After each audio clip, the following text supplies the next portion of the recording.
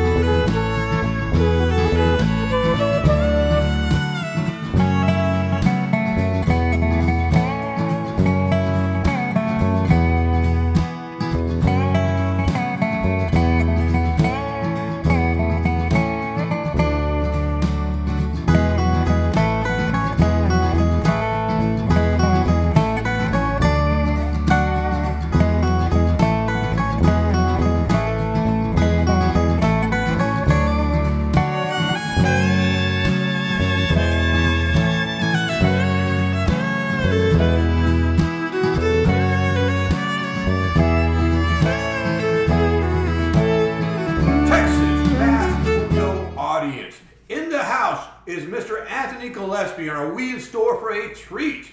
Mr. Anthony Gillespey has taught junior high mathematics for 27 years. He has taught at Corpus Christi Flower Bluff Junior High since 2006, a proud Hornet.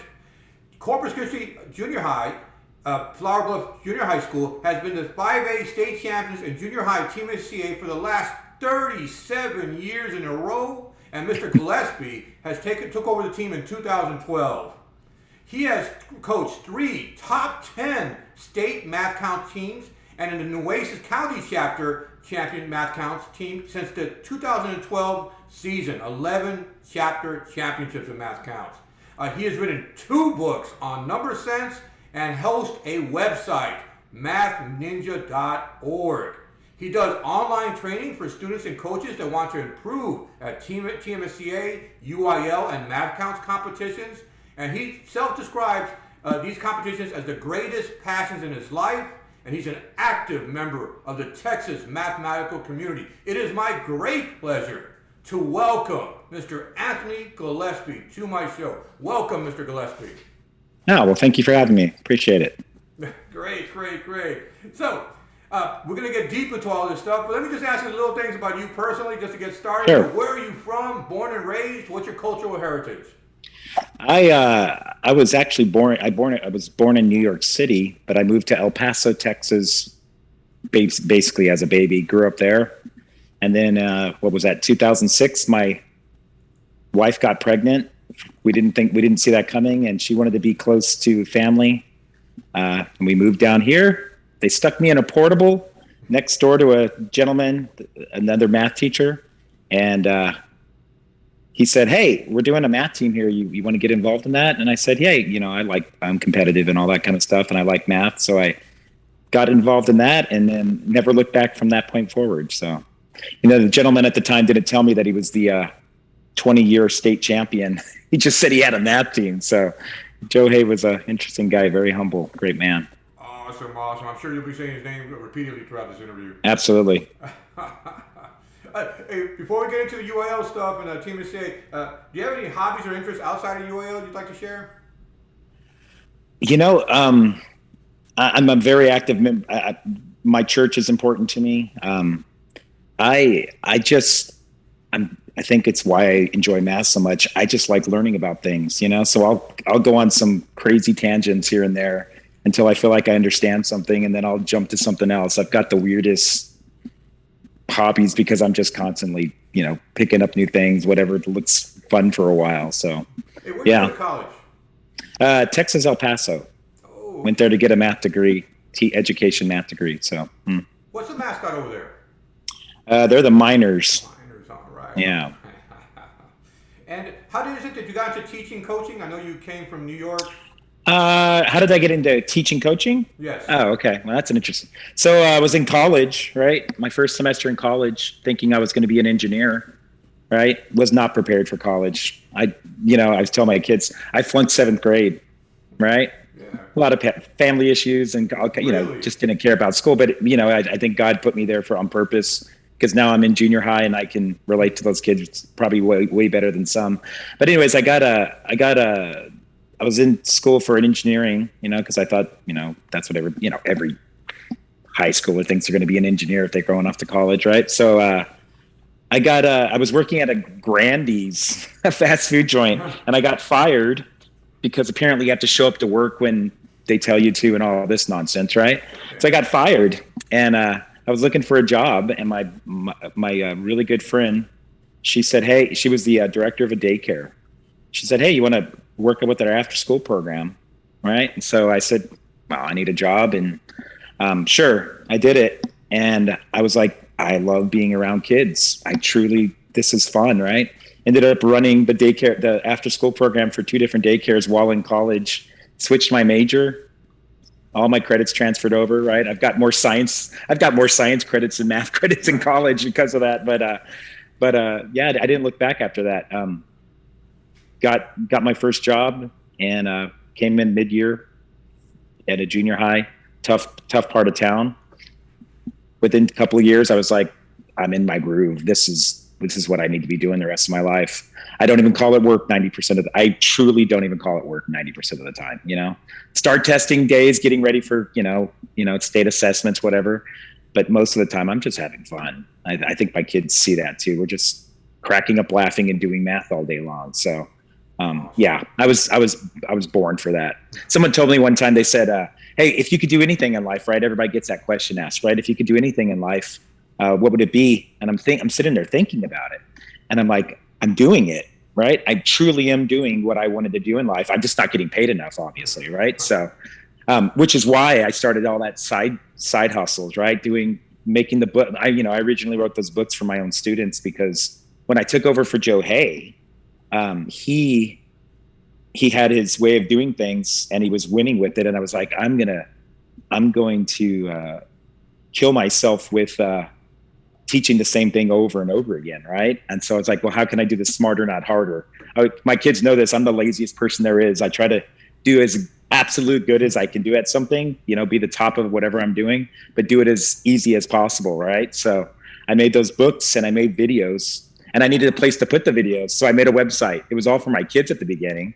And then I was at a contest one day, and the parent said, hey, can I have I see your videos. Can I have the book that you do with your kids? And I'm like, well, I've never done that before, right? I'm like, so I sent them a PDF of it, and the PDF got all over the place because, hey, don't share this. Right. I'm like, well, I can't do that anymore. So I turned it into a book, and people just started buying it. I don't self-promote or, advertise it or anything. It's just people who are involved in the things that you and I are involved in. Yes, are interested in it. But yeah, they sell themselves. It's pretty fun, I thought I was a published author. It's crazy. We're going to get into that website and stuff shortly. I ask you. Well, it's not about that. It's just a little side thing. Yeah. I do want to ask you, why is junior high competitive mathematics so important? I think we there is, we say there's no money in education. There's plenty of money in education. We're throwing tons of money at the problem, right? And we're not throwing money at the kids who are doing great, right? The ones who sit in class every day get an A, the ones who are doing their passion behind the scenes because, there's no place for them there. That's what this is about, right? It's finding I say we're a bunch of math nerds, and we don't apologize for it, right? We do this because it's fun.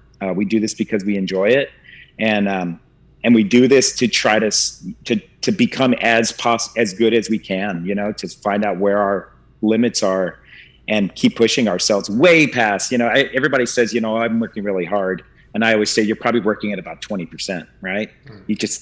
That's your normal, right?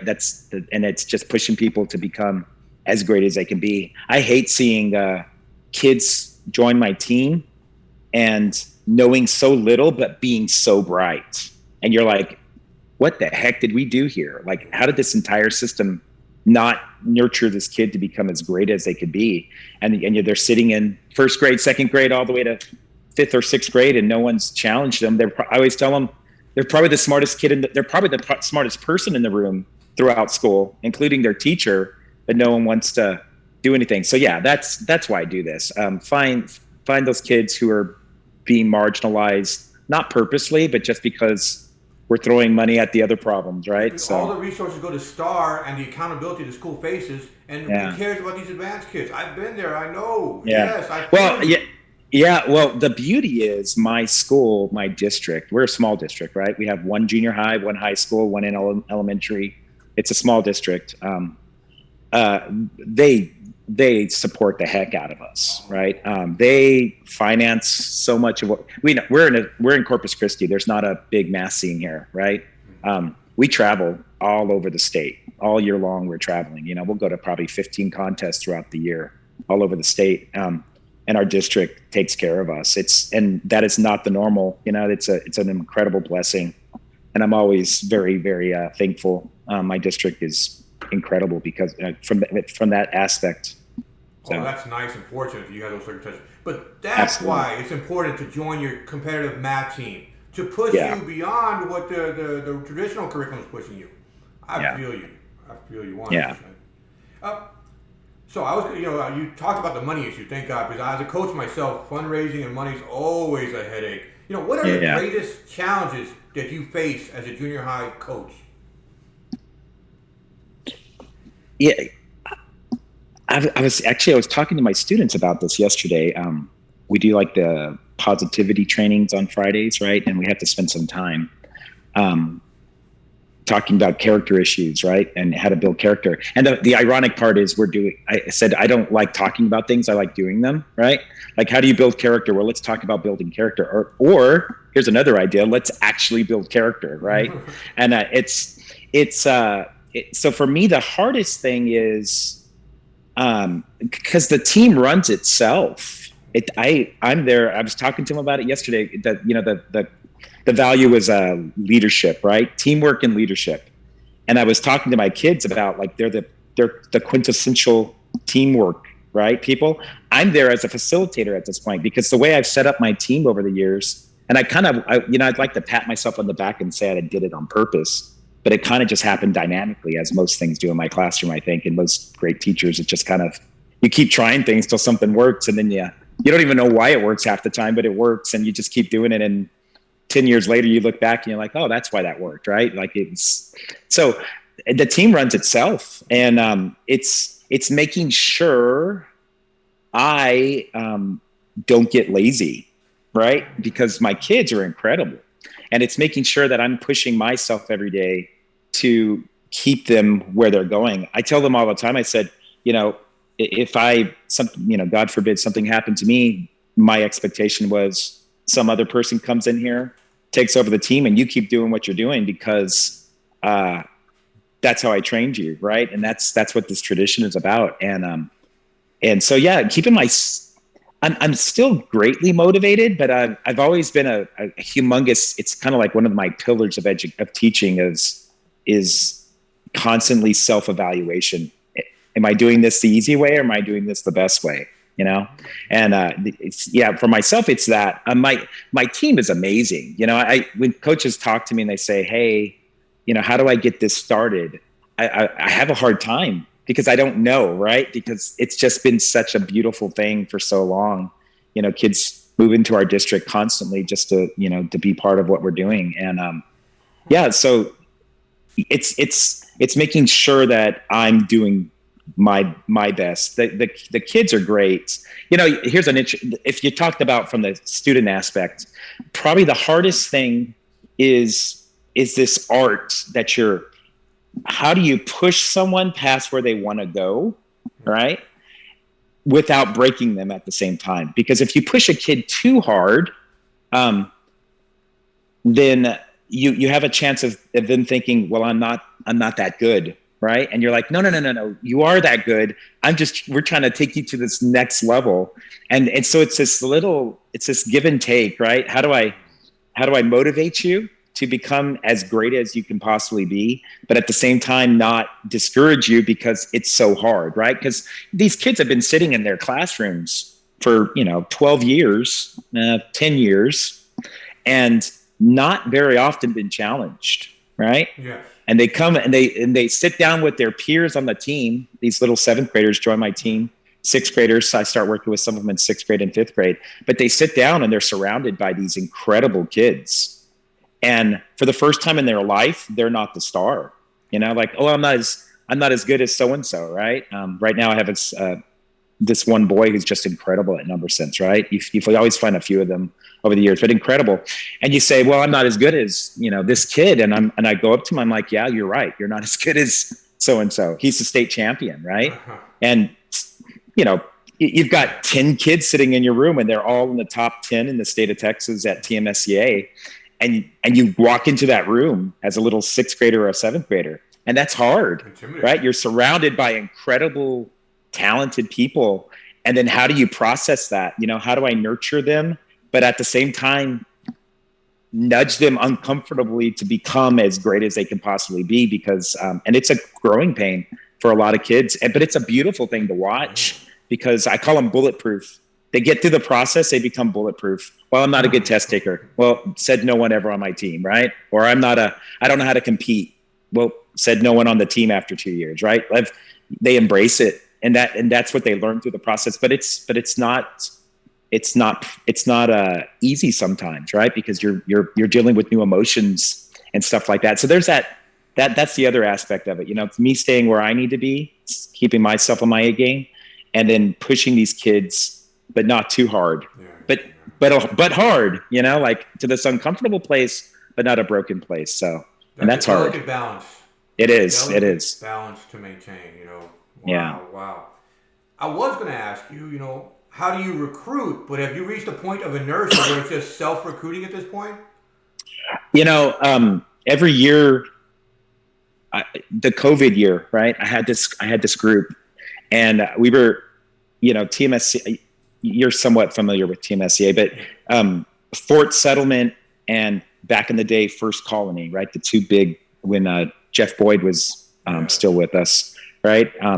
Ironically enough, Jeff Boyd learned all his math and everything by spending a week with Joe Hay, the guy who taught me everything. He spent the summer with him. He's a legend in these parts. Oh, yeah, but the legend was made because Joe Hay all right. Spent some summers with him, right?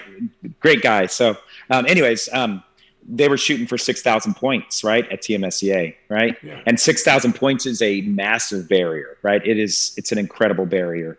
And they were hitting 6,000 points. And, when Jeff moved to Village, the team plummeted, right? I mean, they're still great because they have incredibly talented kids, but they're not touching 6,000 anymore, right? So I had that group at COVID year that I didn't see coming because they recruited, they just all came out of the woodworks, right? A whole bunch of these 6th graders moving into the district and joining the team. And it was incredible. So, and I got them peaked. We were getting ready, right? We were going to go to state that year and shoot for 6,000 points. They were hitting 5,900 points, which was, no one was touching that at that time. And then COVID happened.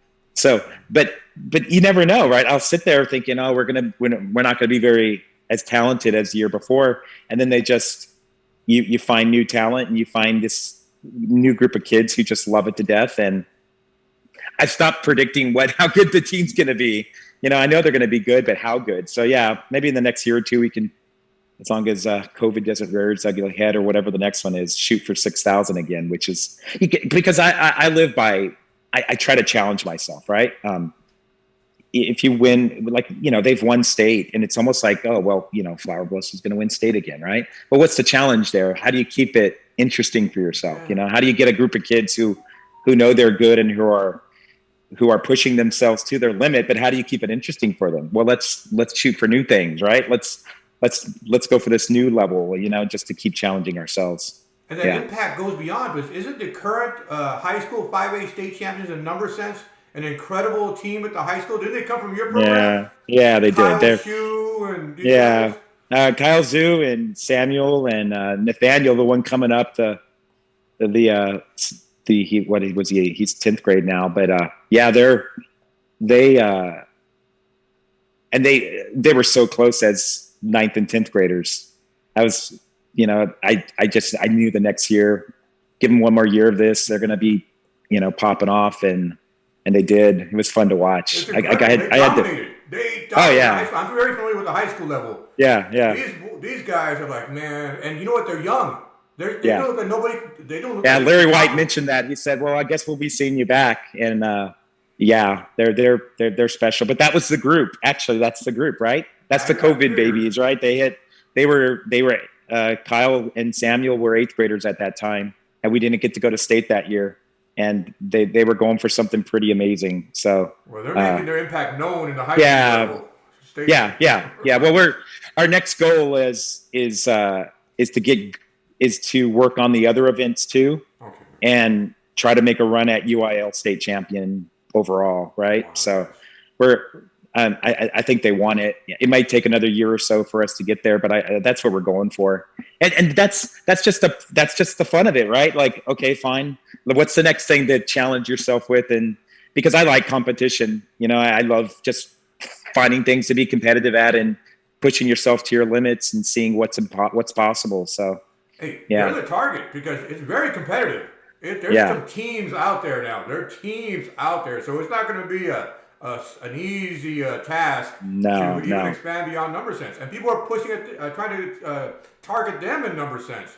It's an incredibly competitive scene. Yeah. They're the beauty for those guys is they thrive on it, right? Because that's everything we do is competition, right? We try to make it fun while we're doing it, but if you don't win, then you want your buddy next to you to win, right? But you definitely want to be first. You definitely want to try to keep pushing yourself to your very, the highest level. And they're great kids, so they're all along the way. I think if you ask a coach, you get a team started, my advice always is find people who love doing it. You cannot think of this as, well, I'm good at math. Well, yeah, there's a lot of people good at math. Do you love this? Because we're going to do it so often. We're going to do it so much that you better love this, right? You better love this, because if you don't love it, it's going to feel like work. And when you find those kids, it's just, it's not work. It's sitting around your peer group, right? You're sitting around your peoples and just doing the thing that you enjoy doing. So, and you find those kind of kids. Yeah. You find those kind of kids and they're there, they're there. It's just, you got to be passionate enough to go find them and give them a place where they're willing to do, where they can do that often, Beautiful stuff. I do want to mention something, because there's a lot of guys out there, you're very fortunate because you mentioned that you have an admin that supports you financially, that's willing to put the money where the mouth's at. Absolutely. So that's very thankful, because that's an issue is really. And I want if an administrator comes across this channel, if school board members come across this channel, if parents come across this interview, I want them to tell you how important it is to let them know that this is a value. This is something they care about, and let's put some money on it. And it's we're not talking $100,000. We're talking pennies of the money, right? We're talking some administrators should not going on another field trip to Washington, D.C. or something.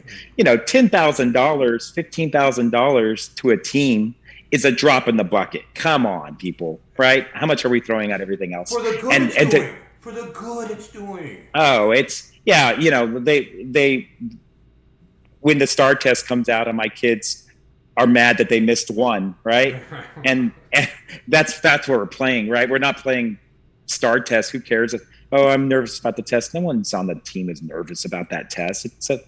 It's not hard at that point, right? You're working at such a high. So the value added to the school is amazing. It starts recruiting itself, right? It starts changing. I don't have any data behind this, but Flower Bluff over the years became known for academics, right? And by the time I moved there, it was known for academics. I moved to Corpus Christi and I said, which two schools do I want to work at? And I put my resumes in both schools, both after me a job.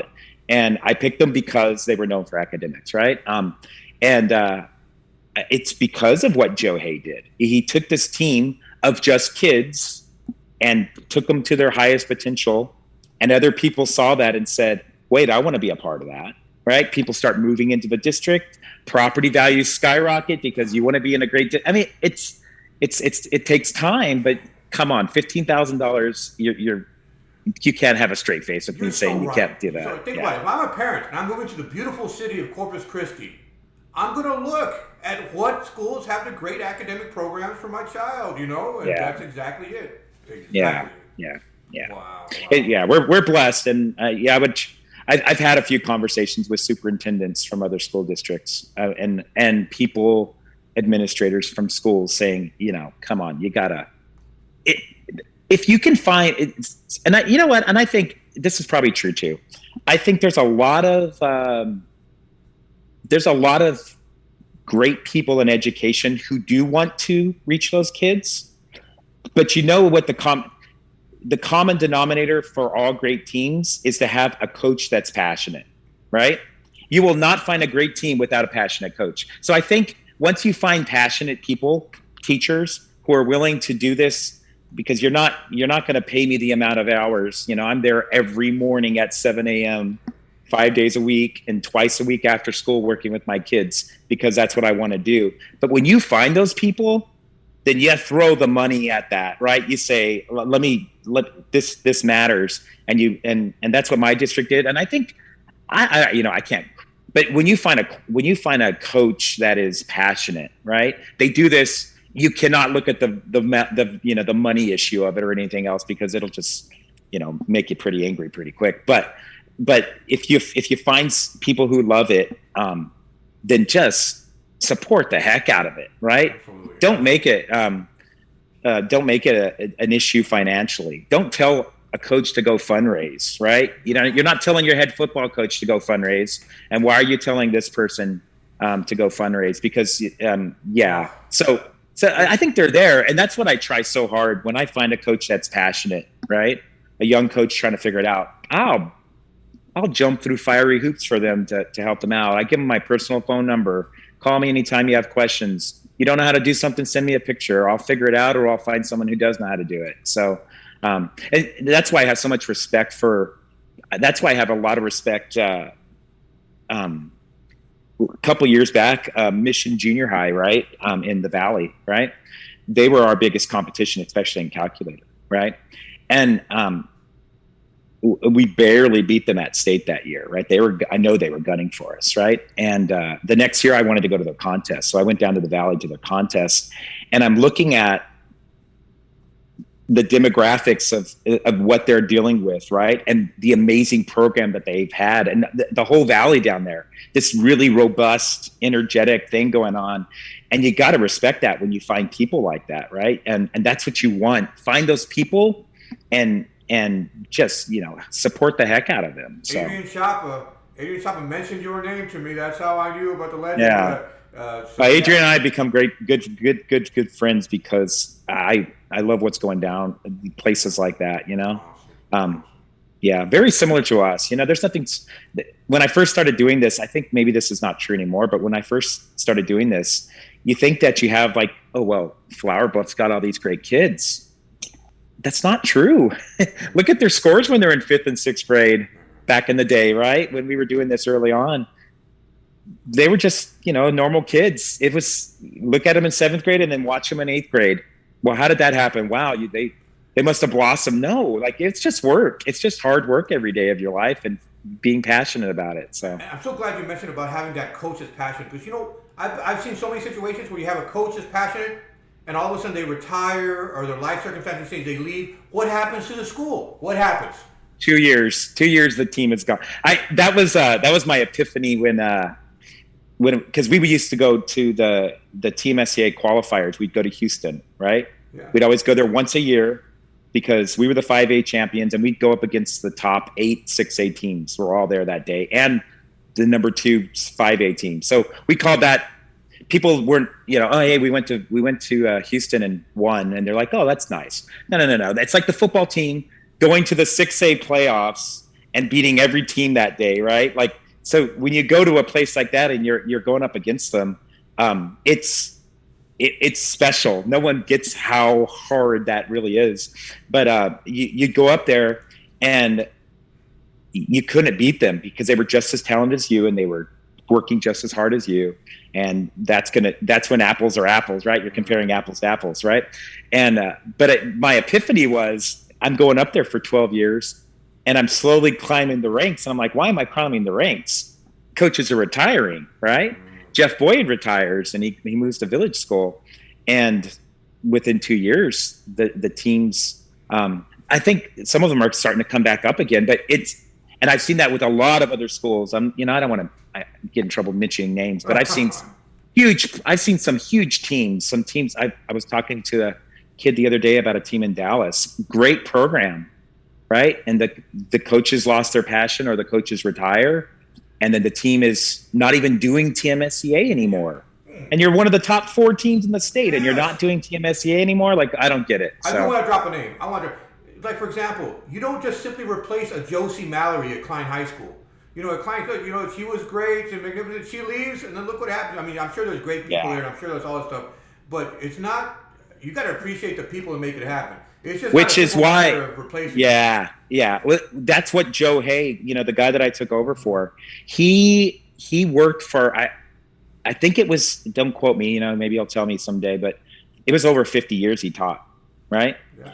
And he retired, rehired. And he finally retired, I think, when he said, my baby is taken care of, right? My team is okay. He was looking for a person like myself. And over the last 5 years, I've been telling my administration, the people in my district, we need to plan ahead. We need to plan. I don't want to see this beautiful thing go away in 2 years, right? Yeah. And they've jumped on board, right? So finding the next person to come alongside and mentor them, so that your program doesn't die. But they're I call them unicorns, right? They're unicorns. Finding people who care that deeply who love it that much, who are have got a drive in them, and have got the intelligence, and have got the love of kids, and all these things, and find them together, and then find 2 of them at your school. Good luck with that, right? So guys like us know the impact those individuals make.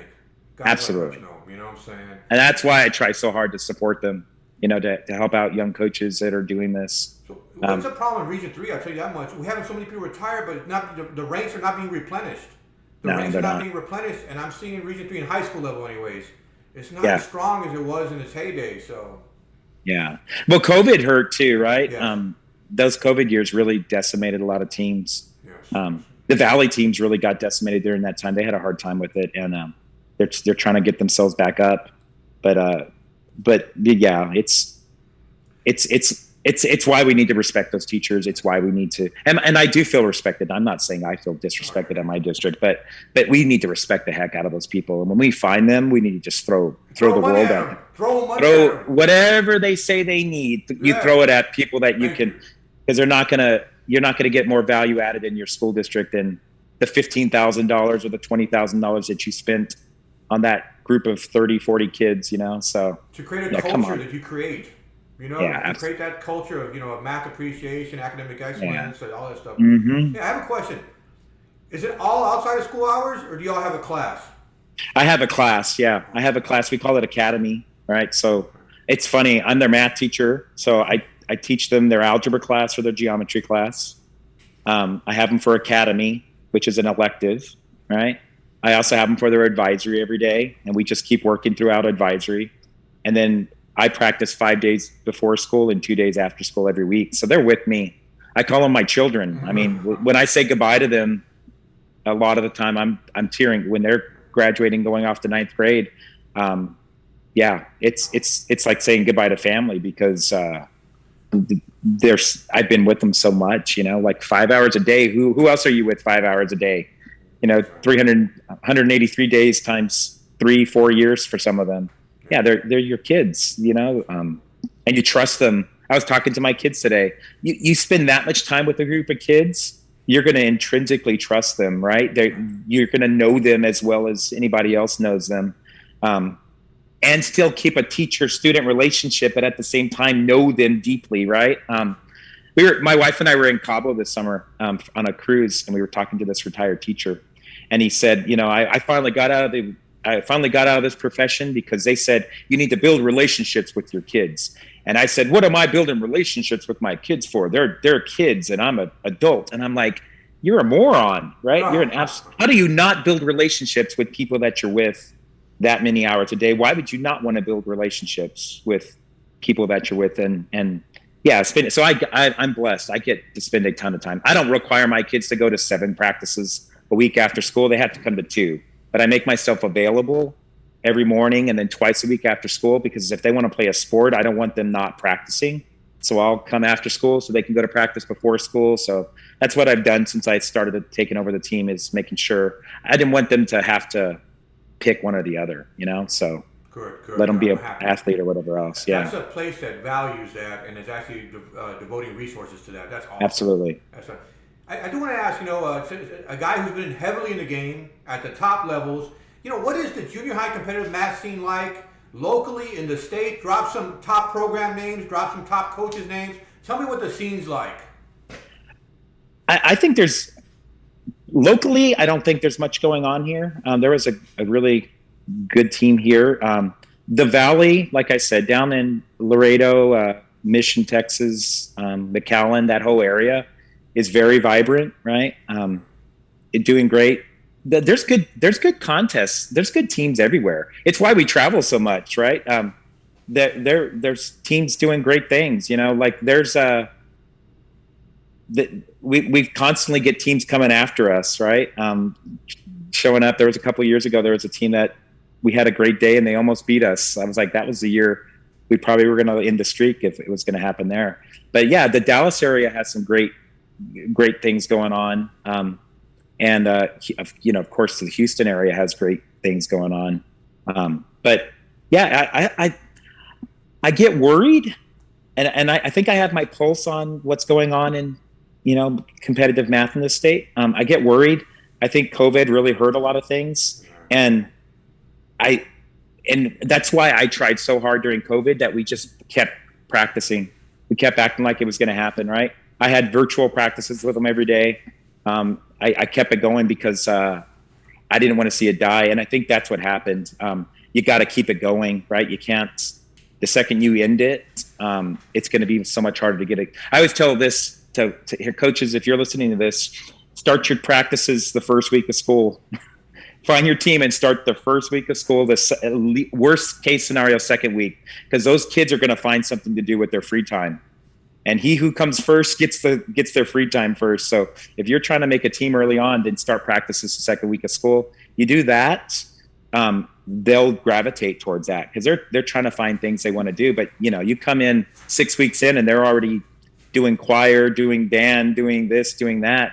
They're not gonna stop something for you. So find them early and then just be there, available with them. So. Absolutely. Yeah, but I think it's going okay. I think we got hurt during the COVID years, and we're coming up again.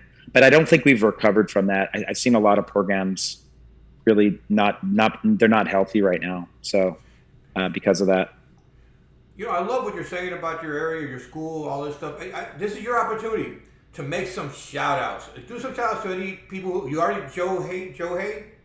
Yeah, I mean, there's I know a lot of people in our state, especially in the TMSCA MathCounts scene. And I want to shout out to the teachers and the coaches that are putting all this time in behind the scenes. And they're all over the place. I could go probably 20 names, so I don't want to name any one name, but I really respect, and I think over the years I've become very humbled about how rare these types of people are, right? And who are willing to put so much into these kids' lives without a lot of accolades, right? So yeah, me personally, and it's why Joe, like I said, Joe Hay taught me everything that I know, and I'm nothing without what he, I started working with him in a portable next to him. I call it divine intervention, that I was stuck in that portable next to him. And when he realized that I was serious about it, I said, hey, I want to get better at this. And you know what he did? He spent 2 summers for like 3 weeks, like 4, 5, 6 hours a day, sitting at his house, him teaching me one-on-one. Wow.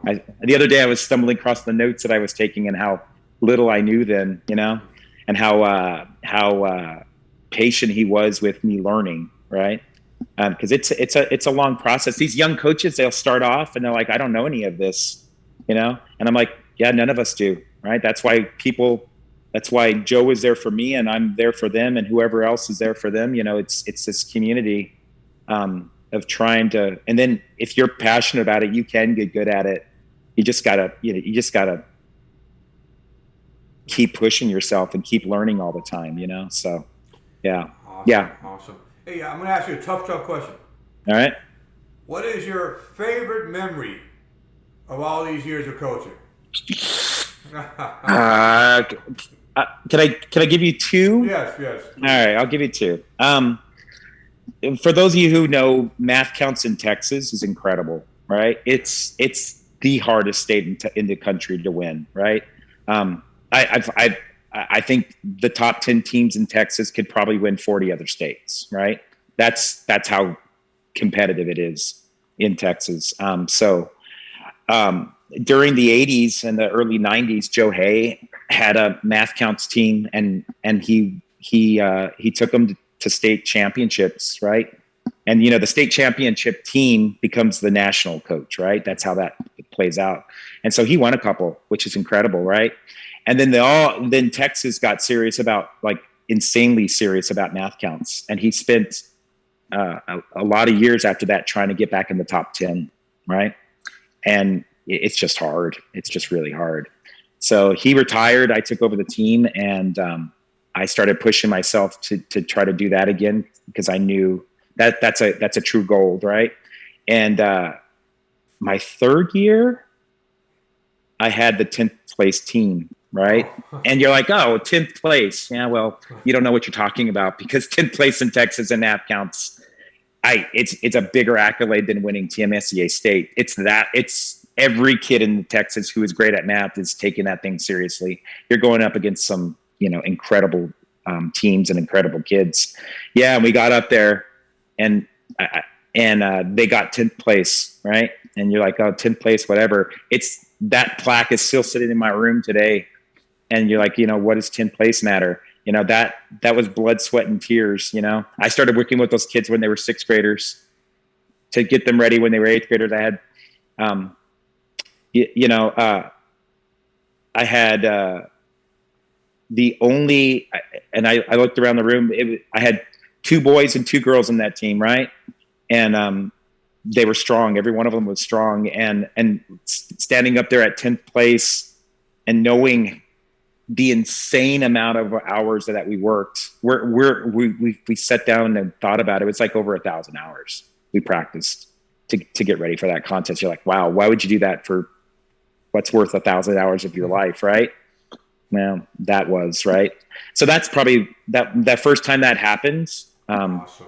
was for me. But the other one is, and there's lots of examples of this, but probably the one that's always been when I talk about it every year, I have a parent meeting at the beginning of the year, and I talk to the parents, and I usually try to mention this story. I had this little girl on my team who joined the team in 6th grade, TMSCA team, right? And she wanted to get good at calculator. She worked her butt off, right? Hardworking, wasn't the brightest kid on the team, right? There was kids who were smarter than she was, and worked her butt off. And she kept trying to, get in the top 10. Couldn't do it. Kept trying. I think she climbed in the top, you go to some contests, you can get in the top 10, but we're talking about state level, I want to be in the top 10 at state, right? So she tried 6th grade, she tried 7th grade, she couldn't do it, right? And she came to me teary-eyed saying, Mr. Gillespey, I'm not as good as so-and-so, right? And I told her, I said, I mean, that's probably true. So like, what are we going to do about it? Right. You're going to have to outwork everybody around you. There's no secret to it. Right. Well, I'll just try harder. You're going to have to work really hard when everybody else is, having a good time and messing around after the test. You keep working, you don't cut corners. And she did that. Yeah. She stuck it out and she kept going. And we go to state, her 8th grade year, we go to state, and I'm looking, the top 20 is being announced, right? But, the coaches in the room, we get to see the results before they do, right? And I come out of the coaches room at state, and I make sure I'm standing next to her. So I watched 20th is being announced, and you see her sit up, right? Because she's like, here's my chance, 20 to 10 is my chance. That's what my goal all year, to get in the top 20, right? And she starts hearing the names get called, and she doesn't see it. She doesn't hear her name. She doesn't hear her name.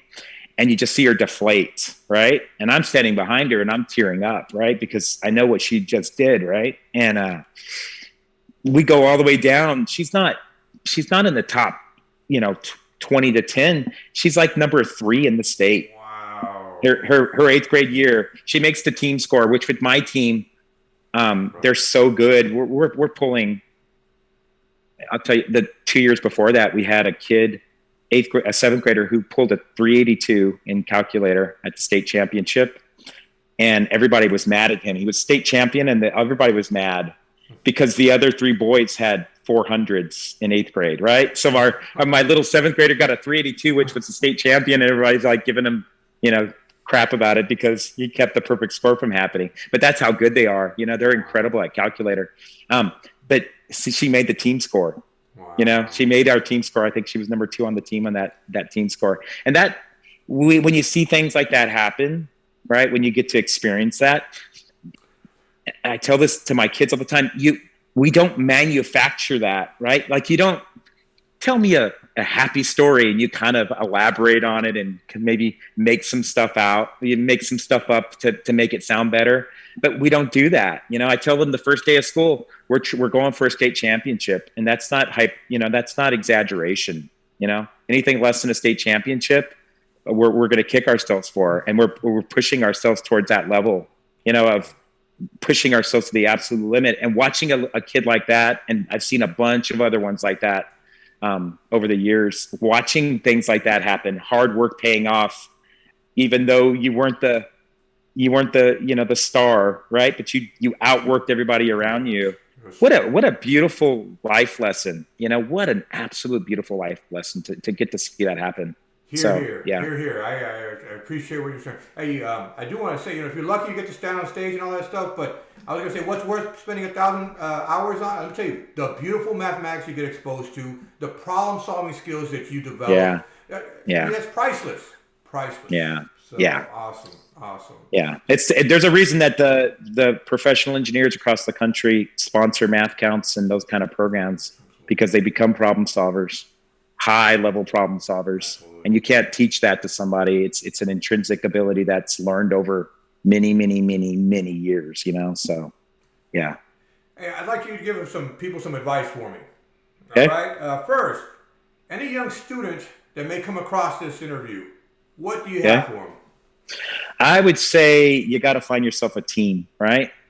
Find it, if you can find it at your school. And I've seen a lot of kids who are passionate about what they're doing, but they don't have a team. But you're going to have to find a community, right? You're going to have to find a community to push yourself to keep, getting better every single day. It's a lot more fun to happen that with other people. But if you're by yourself, you got to find a group like that. I work with a lot of kids across the state who are kind of just doing it on their own, right? And I kind of make our little tutoring groups their family in a sense, right? Like, this is the group we're getting better to get together with, and work with them for a couple of years and see what happens. But finding a place where you can do that, right? And try not to do it alone. Nothing's as fun to doing it by yourself. Find some people like yourself. And, parents, if you got a kid like that and they're sitting at a school that's not doing that, then go move. Go find a place where your child can thrive, because you're leaving so much on the table in their life. You're teaching them the wrong lessons in life. You're teaching them that 50% is okay, 20% is okay. Do what you need to for that kid. If you're blessed to be in a place where it's happening, then just nurture the heck out of it, right? But if they're not, go find it for them, because this is a small window, right? We got them. There's a small little window that we can turn them on for life, right? We can turn this kid on for the rest of their life. So yeah, for a kid, I'd say go. If you love this stuff and you have to love it, then push yourself, right? Go find people that you can grow with and do it. Yeah. How about coaches and parents? What do you got for them? Parents, I think what I told nurture. I'll put a writer clause on that. Let them find their passion, right? And hopefully it's math, and for a lot of kids it is. Find that passion and nurture it, but at the same time, let it be their passion. And I've seen a few times over the years parents pushing their agenda on their kids, wanting something for the kid that the kid didn't want for themselves, and it's never a healthy situation. I tell parents, hey, I'm going to practice with them a lot. Don't practice with them extra outside of what we're doing. You're going to burn this kid out. What is 5 hours a day not enough? 7 hours a day? That's a full-time job then, right? So no, find that. And for coaches, it's worth it. It really is worth it. You don't add up the hours. I'll tell you, over the last, I tell people this all the time. I've got the best job in the entire city. I really do. I know I do. I get to hang out with kids who love learning, right? And they're motivated themselves. And then you get to be around them all the time, right? I mean, is that not the most beautiful thing in teaching, right? To be around people who want to learn every single day, who are self-motivated, and then take them where they can. So, and you're like, well, I don't have that at my school. You'll never have it at your school until you make it, right? There's nothing special about our school. It's become special, but there's nothing special about, the kids that we had. We're not at some GT magnet school. We're not some, stuck in the middle of the most affluent part of a city or something, It's just a school where we had Joe Haig made a team, got passionate about it, started doing it for a long time, and it grew on its own. So if you're a young coach, I can't think of a better thing to be doing long-term. If you're going to be in education for the next 20 years, there's nothing funner, and I mean, truly fun. If you're going to sit around and be with kids every day, and, junior high kids they're an interesting age, right? You gotta, I call them wolves. That's what I call them. They're a bunch of they'll devour people who don't belong there, right? They'll eat you up. But if that's where your passion is, then invest your time into this, because we can get lost in all the other nonsense going on, right? Like test scores or whatever else. But making that little group and growing it over 10, 12, 15 years. Well, I don't want to do this for 10 or 12, 15 years, said most people. Well, first of all, we're not friends because I want to work with people that love this.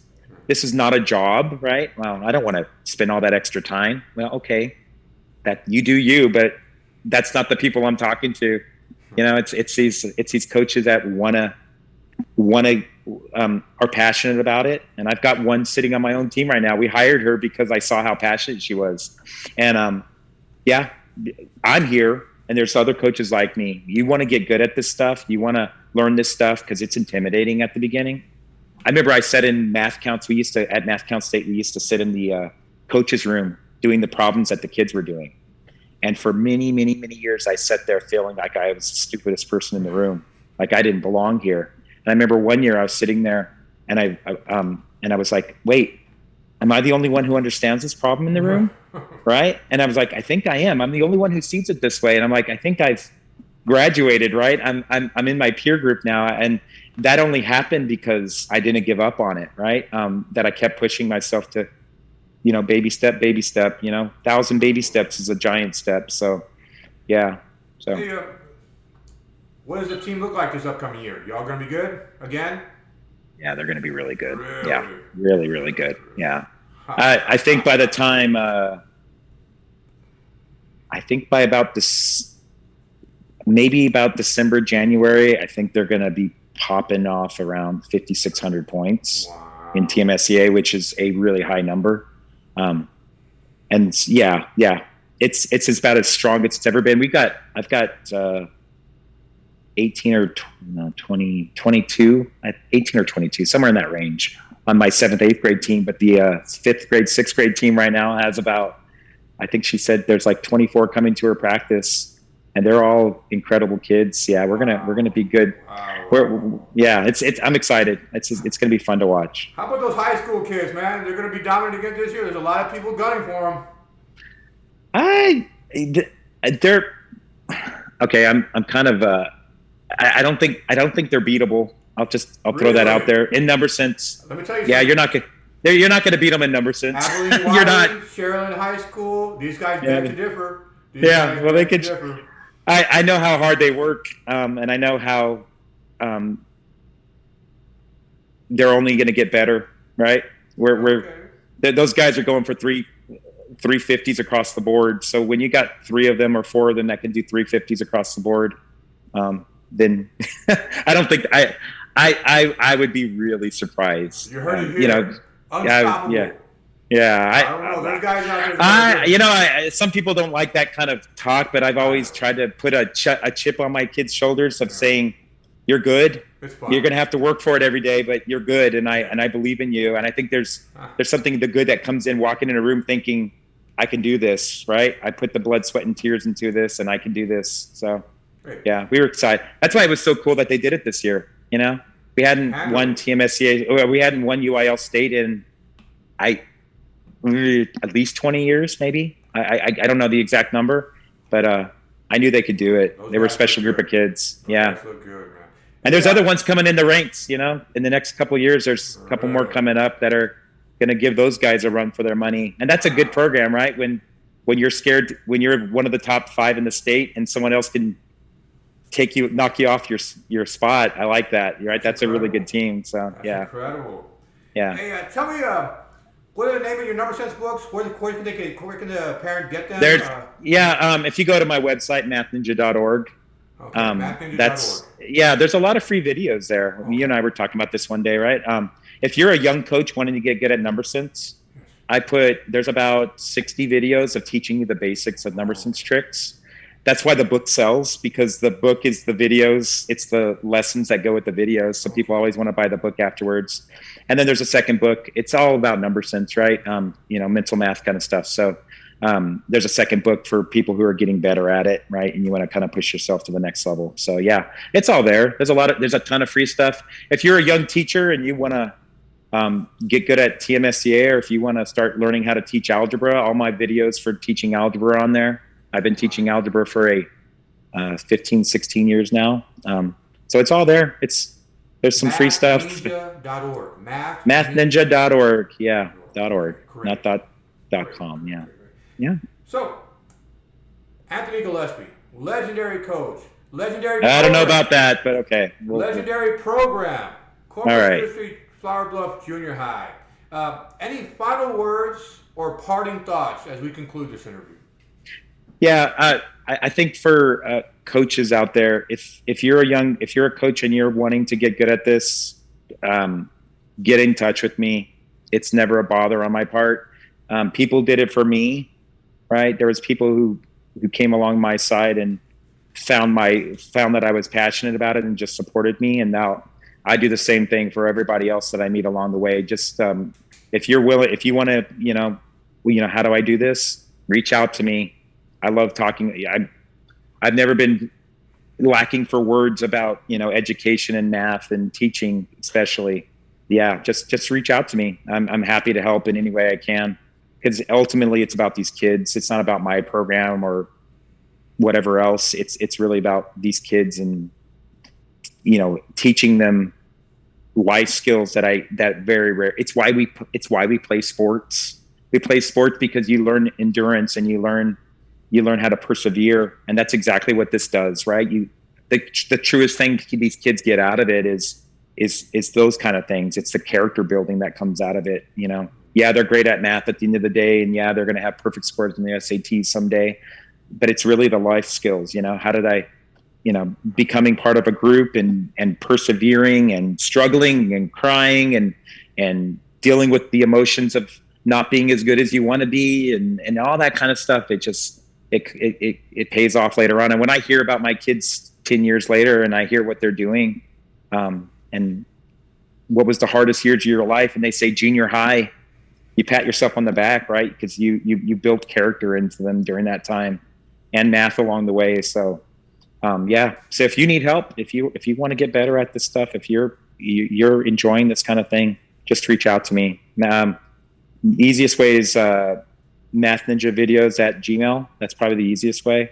And if you're a coach, I'd probably email you and then give you my phone number. It's much easier just to call people and help them out. So yeah, I'm there. And if you're a kid, there are programs out there. If you want to get better at your own, reach out to me. I work with tutoring groups during the week, across the state. So just for those kind of kids, I want to do that kind of thing. So awesome, Mr. Anthony Gillespey. Now let me tell you something. I love your fire. I love your passion, man. I know the good that you do. I applaud all the work you do, and it should be heavily applauded by people in the state because it's just awesome, man. It's just awesome. Mm-hmm.